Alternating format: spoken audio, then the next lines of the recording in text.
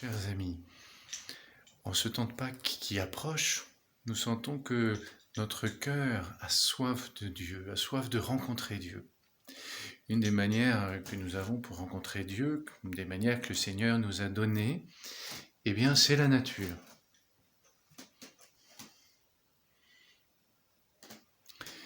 Mais voilà, parfois, comme en ce moment, en temps de confinement, eh bien, c'est pas si simple de pouvoir bien finalement le rencontrer dans la nature, le contempler à travers eh bien, la beauté des arbres, des plantes, de la lumière du soleil. Parfois, on peut même pas non plus se déplacer pour aller à l'église, il n'y a plus de célébration. Alors, comment faire pour ne pas perdre ce lien avec le Seigneur en ce moment aussi fort où notre cœur a soif de lui et où nous sentons que nous avons besoin de son amour. Alors le Seigneur vient à notre aide et dans l'Évangile il nous laisse 5 moyens d'accueillir sa présence. Alors premier moyen, le Seigneur nous dit dans Saint Jean au chapitre 6 verset 56, celui qui mange ma chair et boit mon sang demeure en moi et moi je demeure en lui. Chaque fois que je reçois l'Eucharistie, chaque fois que eh bien, je communie, le Seigneur vient habiter dans mon cœur, vient parler à mon cœur, vient se reposer en moi. Alors, en ces temps de confinement, c'est pas si simple de pouvoir communier.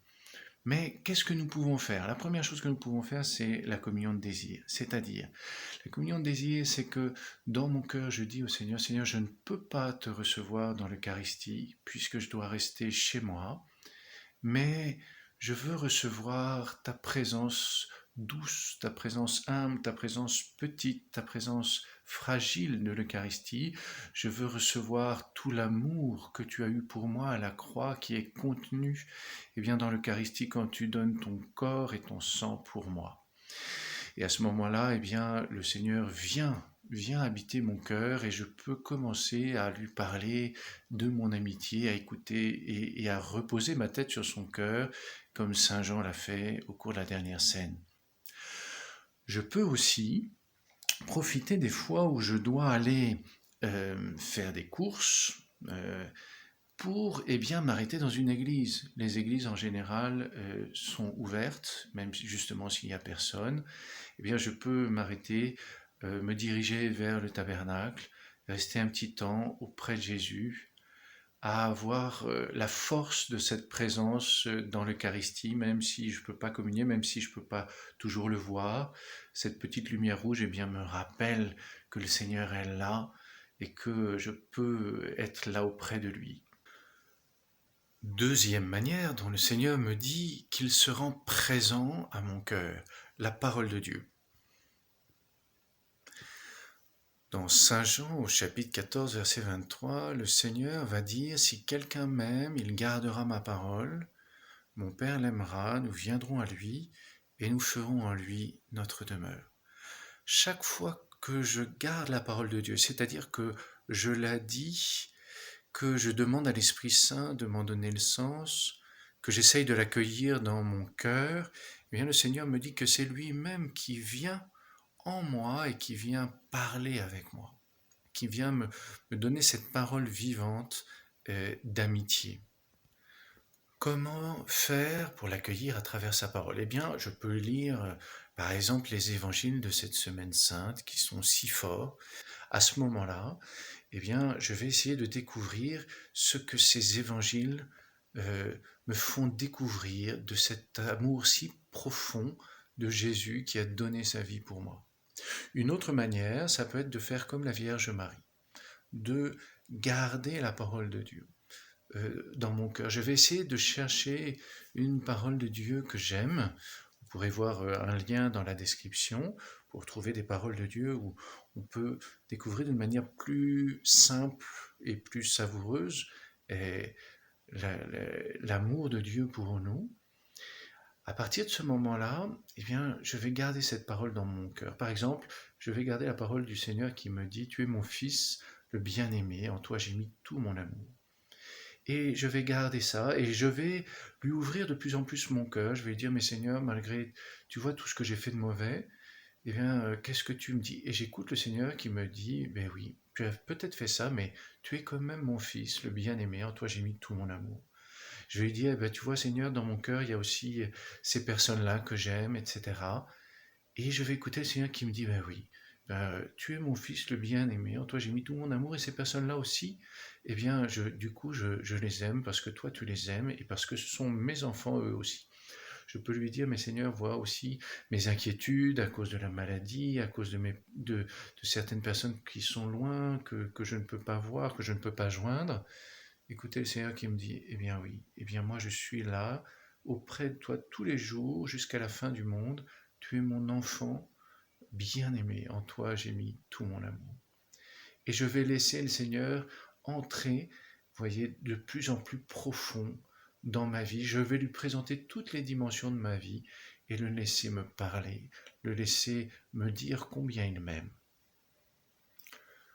Troisième manière d'accueillir le Seigneur dans ma maison, dans mon cœur, la charité fraternelle. Le Seigneur dit dans le chapitre 13 de Saint Jean, au verset 20, celui qui accueille celui que j'ai envoyé, c'est moi qui l'accueille, et celui qui m'accueille accueille celui qui m'a envoyé. Chaque fois que j'accueille un de mes frères, eh bien, c'est Jésus que j'accueille. Chaque fois que j'accueille dans mon cœur profondément mon père, ma mère, mon frère, ma sœur, mon épouse, mon époux, que je lui fais une place, que je l'accueille avec amour, eh bien, c'est Jésus que j'accueille.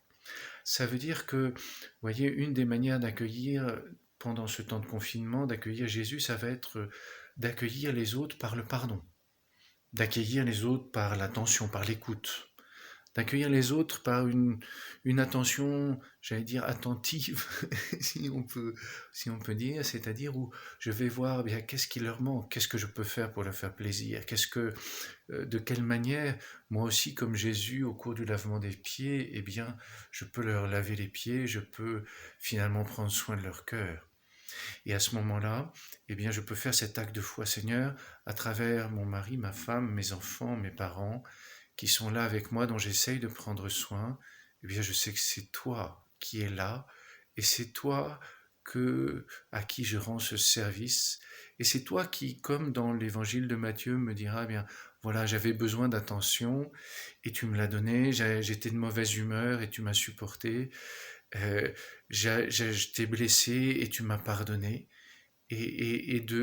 Cela nous permettra eh bien, de savourer la douceur de la présence de Jésus à travers eh bien, ceux qui sont auprès de nous et ceux à qui, eh bien, ceux que nous servons, ceux que nous aimons, ceux que nous accueillons dans le profond de notre cœur. Vous voyez, on ne les accueille pas simplement à la surface, mais on les accueille eh bien, de telle manière qu'ils puissent faire partie de notre vie. Quatrième manière d'accueillir Jésus dans notre cœur, eh bien, c'est de garder ses commandements, de chercher la volonté de Dieu. Saint Jean dit dans la première épître, au chapitre 3, verset 24, « Celui qui garde les commandements de Dieu,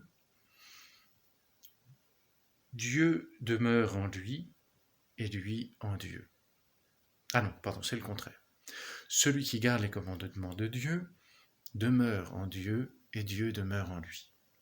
Ça veut dire que chaque fois que je cherche la volonté de Dieu sur ma vie, eh bien, j'accueille finalement le cœur de Dieu. Puisque si je cherche sa volonté, c'est parce que eh bien, je veux être un avec lui, je veux partager ma vie avec lui, pas seulement de l'extérieur, mais justement dans l'amitié.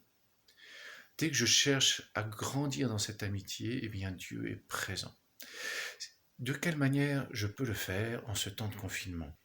Tout d'abord, ça peut être une bonne occasion eh bien, de me reposer des questions de fond sur ma vie. Quel est le but de ma vie ? Qu'est-ce qui vaut vraiment la peine dans ma vie ? Est-ce que c'est sur ça que j'ai parié tout ce que j'ai ? Est-ce que c'est pour ça que eh bien, toutes mes capacités sont mobilisées ? Ou est-ce que peut-être je me suis laissé entraîner sur des choses qui n'avaient peut-être pas autant d'importance, qui ne pouvaient pas donner autant de sens à ma vie ? Et à ce moment-là, on discutait avec le Seigneur, lui dire, mais Seigneur, toi, qu'est-ce que tu en penses? Et puis lui dire, mais toi, qu'est-ce que tu ferais?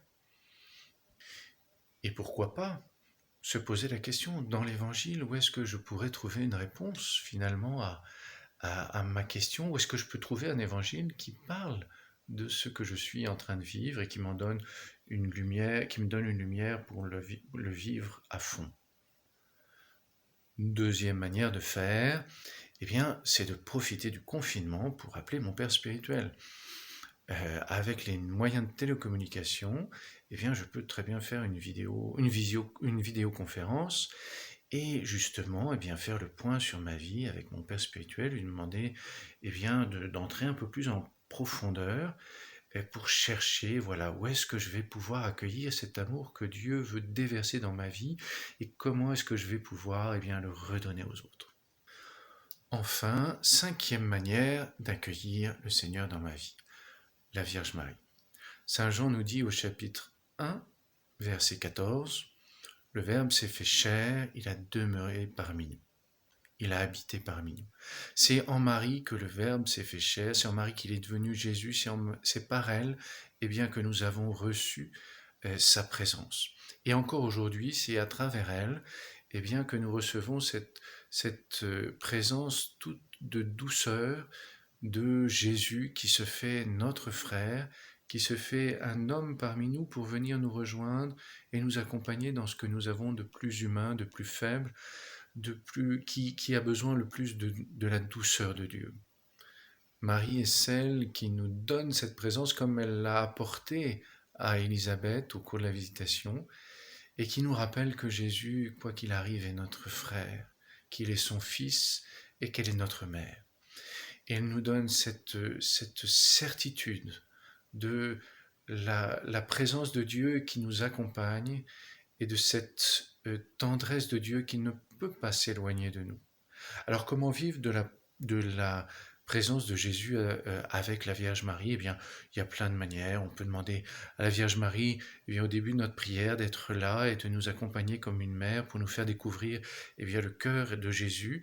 On peut prier le chapelet et laisser la Vierge Marie nous entraîner sur la vie de Jésus et nous entraîner à je vous salue Marie, après je vous salue Marie, à accueillir cette présence de Jésus pour nous, et de toutes les manières eh bien, que nous pouvons inventer.